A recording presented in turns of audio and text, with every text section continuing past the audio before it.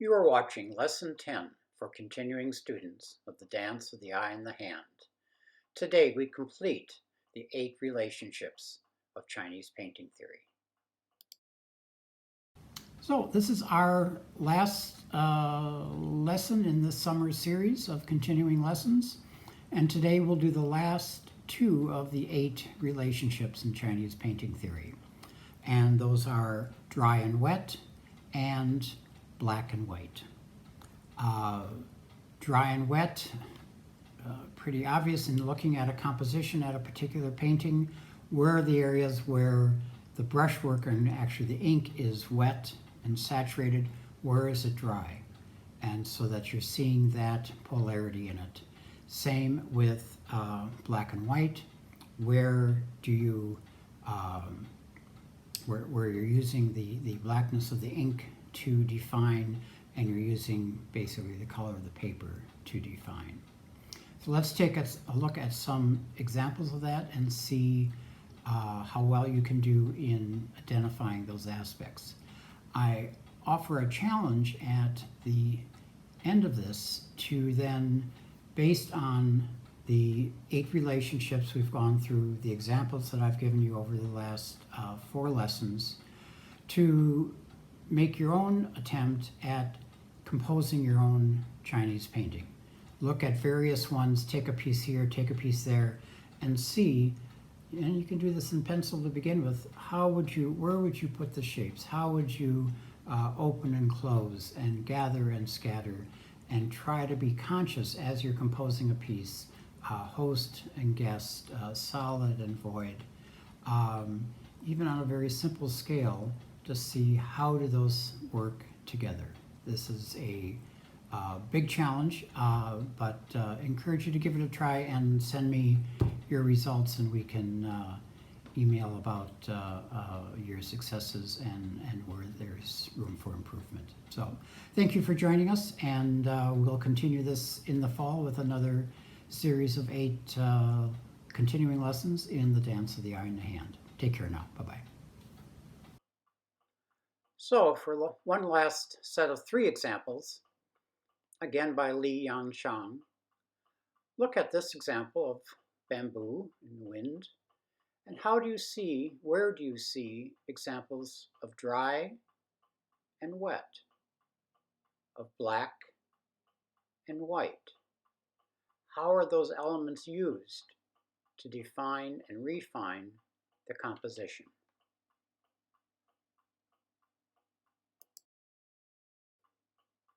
Yet another example from Li Yangshang, again looking black and white, dry and wet. Maybe pause and look closely at the example, or download it on the PDF so you can get a closer look. How are these dualities of dry and wet and black and white used to define and enrich the composition? And one last one, again, looking for black and white as defining elements, dry and wet as defining, setting up contrasts and polarities to create the dynamic in this relatively simple composition. And finally, I restate my challenge to you to take all 8 of these relationships, maybe refer back to the samples I've included in the last 4 lessons from Chinese history, and create your own composition, incorporating as many of these examples, as many of these dualities as you can. And certainly email them to me and we can take a closer look. So we've come to the last 2 pairs of the 8 relationships. We've already done host and guest, void and solid, spacey and density, gathered and scattered, open and close, dark and light, and today we'll do dry and wet and black and white to finish off the set. So I'll come over here just a little bit and look at my character for dry, and it starts on the left side horizontal, then vertical, then I build a small box and close it. My ink is just a little bit dry here. Then I add another horizontal and a vertical. Then on the right side, the sort of roof structure down to left, down to right, and then inside that, strong horizontal, little longer horizontal, and then finish that with a vertical. And that is for dry. Then wet starts with that water radical, the 3 dots. Then I build a long box at the top of this one, divide it in half.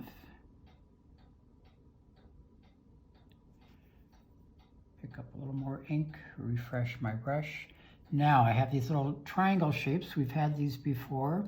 There's simply a down to left, connects to horizontal, down to right.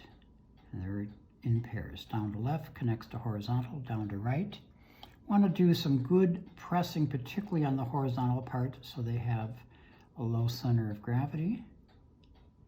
And then under that, I will add a pair of verticals and then end with strong down to left, down to right, can be a wave. And that is wet. So dry and wet. Now our last pair, black and white. Tried my best to stay lined up here. We start with a box.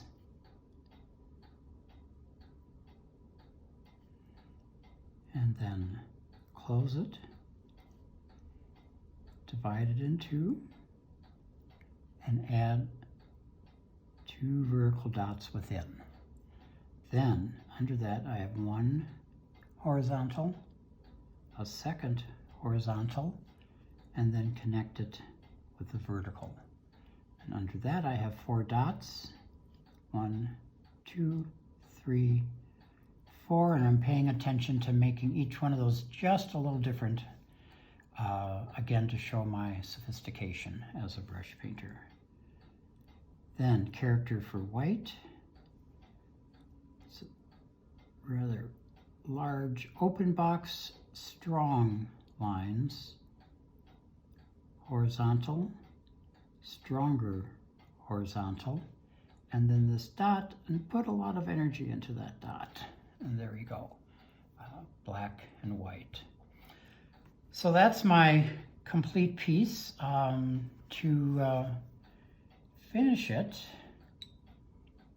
I will put date and name, and I was hoping to have more room over here. I don't have that, so instead I think I'm just going to put my date and name down under here, starting with the year.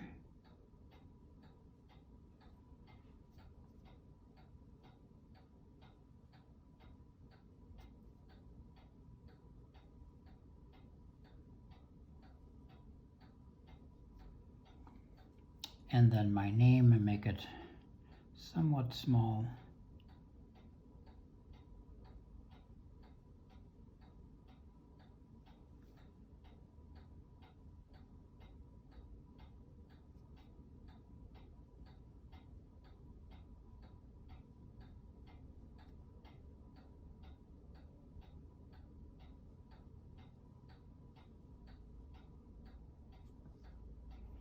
And then I could put a chop there and have a complete piece of calligraphy covering the entire 8 relationships. So let's give that a try. Before you go, one last note. The handouts for the Dance of the Eye and the Hand for beginning students and continuing students, all lessons, are posted as downloadable PDFs at www.laughingwatersstudio.com. Have a good day. You have been watching Distance Learning from Laughing Waters Studio.